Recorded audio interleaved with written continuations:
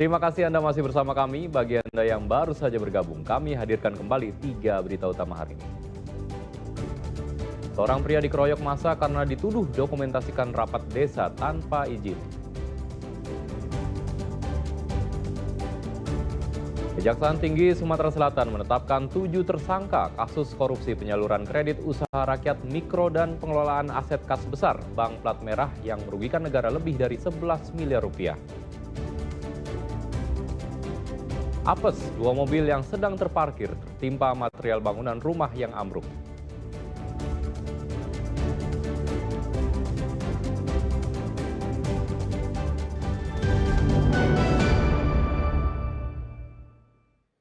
Pengemudi ojek pangkalan di Palembang menjadi korban penipuan oleh penumpangnya sendiri. Modus pelaku dengan meminjam motor lalu pergi meninggalkan korban di tepi jalan.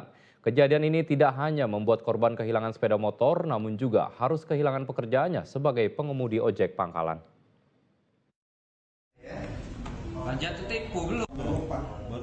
Nasib malang dialami Parman, seorang pengemudi ojek pangkalan yang biasa menunggu pelanggan di Pasar 16 Ilir, Palembang.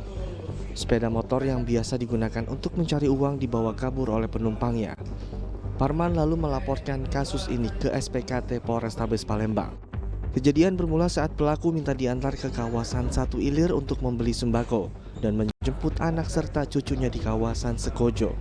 Saat mendekati rumah yang dituju, pelaku turun di jalan dan meminta korban seorang diri menemui keduanya. Namun setiba di sana, pemilik rumah tidak mengenal orang yang dimaksud. Pelaku lalu meminjam sepeda motor korban dengan alasan anak dan cucunya tidak mau dijemput orang lain selain dirinya. Setelah itu, sepeda motor korban tak kunjung kembali. Ojo tepat anak dia Oji. Rupanya pas itu sampai sana dia manggil. Rupanya bukan rumah anaknya itu. Dia nyuruh aku nyumput anak itu di warung depan. Pas nyumput warung depan, ya aku pada kata. Nah, anak aku telepon sama cucu aku. Nah, aku ni yang nyumput dia. Sudah aku nyumput itu, dia pinjam motor. Sudah pinjam motor, sudah setengah jam, dah mati lagi. Kejadian ini tidak hanya membuat korban kehilangan sepeda motor, namun ia juga kehilangan pekerjaannya sebagai pengemudi ojek pangkalan. Didi Irwansyah melaporkan dari Palembang. Seorang kakek berusia 75 tahun menjadi korban perampokan di Palembang. Pelaku tidak hanya merampas ponsel milik korban, namun juga menganiaya korban hingga terluka parah di wajah. Atas kejadian itu, korban pun langsung menjalani perawatan di rumah sakit.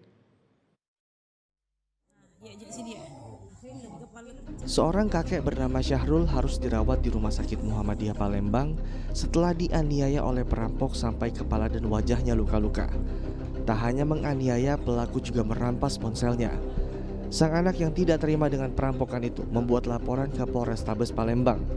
Menurutnya, korban yang saat itu tengah berjalan kaki hendak menuju ke rumah anaknya dihampiri pelaku dengan berpura-pura menanyakan alamat seseorang. Karena alamat yang dimaksud satu arah dengan korban, pelaku pun menawarkan tumpangan kepada korban. Namun di tengah perjalanan, korban dibawa pelaku ke sebuah lokasi sepi di kawasan Jalan Banten 2 Palembang. Hingga terjadilah penganiayaan dan perampasan ponsel milik korban. Bapaknya jalan, terus Jambret ya? bukan dijambret. Terus Diajak kan katanya minta tunjukin alamat. Jadi dibantulah tunjukin alamat, pas di tempat sepi dipegang.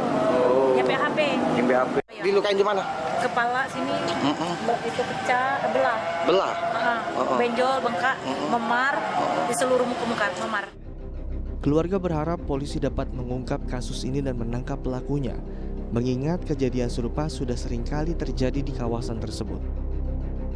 Didi Irwansyah melaporkan dari Palembang. Penyidik Kejaksaan Tinggi Sumatera Selatan menetapkan 7 tersangka kasus korupsi penyaluran kredit usaha rakyat mikro dan pengelolaan aset kas besar di salah satu bank plat merah cabang pembantu Kabupaten Muara Enim. Total kerugian negara dalam kasus tersebut sebesar 11,6 miliar rupiah. Usai diperiksa penyidik Kejati Sumatera Selatan, 4 dari 7 tersangka ditahan selama 20 hari di Rutan Pakjo Palembang. Sedangkan 1 tersangka masih memiliki perkara lain dan 2 tersangka tidak memenuhi panggilan.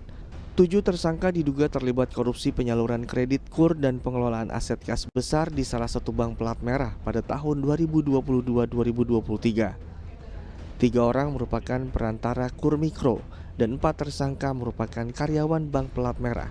Salah satunya termasuk Kepala Kantor Cabang Pembantu Semendo Muara Enim periode 2022-2024 bernama Erwan. Modus dari ketujuh tersangka ini adalah dengan memalsukan data nasabah untuk mengajukan kredit usaha rakyat atau KUR yang ternyata fiktif tanpa sepengetahuan nasabah. Ditetapkannya ketujuh tersangka ini setelah jaksa penyidik mengumpulkan bukti-bukti termasuk memeriksa 134 orang saksi, terdiri dari pihak bank, perantara dan masyarakat yang KTP-nya dipakai untuk mengambil KUR. Atas ulah para tersangka ini, total kerugian negara ditaksir mencapai 11,6 miliar rupiah. Total 12.796.898.439 rupiah, bahwa ini dari total awal yang menjadi estimasi laporan pengaduan. Namun setelah kita dalami dalam fakta yang perlu kami penyidikan, bahwa nilai yang diduga fiktif itu kurang lebih itu senilai 11,6 miliar rupiah. Kasus dugaan korupsi ini mulai diungkap oleh jaksa penyidik setelah uang kredit yang dipinjam gagal dibayar oleh nasabah. Atas perbuatannya, para tersangka dijerat dengan Undang-Undang tentang Tindak Pidana Korupsi dengan ancaman hukuman paling lama 20 tahun penjara. Didi Ruansyah melaporkan dari Palembang. Sebuah rumah di Palembang ambruk dan menimpa 2 kendaraan yang sedang terparkir di bawahnya. 1 mobil rusak parah sedangkan 1 rusak ringan. Penyebab ambruknya rumah diduga karena kondisi bangunan sudah lapuk. Petugas PLN sengaja memadamkan aliran listrik sementara waktu karena aliran listrik sekitar ikut rusak. 2 kendaraan yang sedang terparkir di Jalan Pangeran Sido Ingkenaya, Kelurahan Karanganyar, Kecamatan Gandus, Palembang tertimpa rumah ambruk. Untungnya para penghuni sedang tidak berada di dalam rumah ketika insiden terjadi, sehingga tidak ada korban jiwa. Bagian rumah yang ambruk yaitu atap dan sebagian dinding rumah. Akibat insiden ini 1 mobil rusak parah sedangkan 1 lagi rusak ringan. Damkar yang tiba di lokasi berupaya evakuasi mobil yang terjebak di bawah reruntuhan bangunan. Proses evakuasi pun berlangsung cukup lama karena petugas menunggu bantuan alat berat. Kita nunggu ini kan peralatan kan, alat. Setelah alat datang kita langsung evakuasi Pak sekitar jam 7:30 lah. Tadi apa yang dievakuasi? Ada korban juga nggak atau seperti apa? Nggak ada korban. Jadi mobil aja yang dievakuasi? Ya itu mobil rumah ambruk menimpa mobil. Itu mobil itu yang parkir depan rumah. Oh bukan yang punya rumah malah? Bukan. Menurut Lurah Karanganyar, Teguh, material bangunan yang sudah lapuk menjadi penyebab rumah ambruk. Itu kejadian rumahnya roboh, lagi sedang di luar. Kebetulan sedang di luar. Dugaan penyebab robohnya apa Pak? Kalau roboh ini sebetulnya karena rumahnya sudah tua, ya sudah lapuk. Ya, memang rumah lama ini, rumah limas lama, rumah Palembang lama. Petugas PLN sengaja memadamkan aliran listrik di wilayah ini karena sejumlah kabel ikut rusak. Insiden ini juga sempat memicu kemacetan panjang. Muhammad Ardi melaporkan dari Palembang.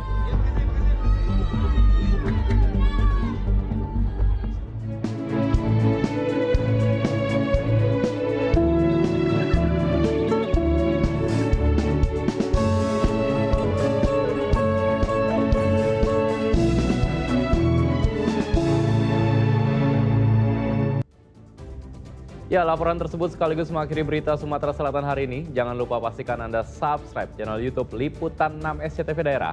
Saya Ridho Yahya, berterima kasih atas perhatian dan kebersamaan Anda. Selamat beraktivitas dan sampai jumpa.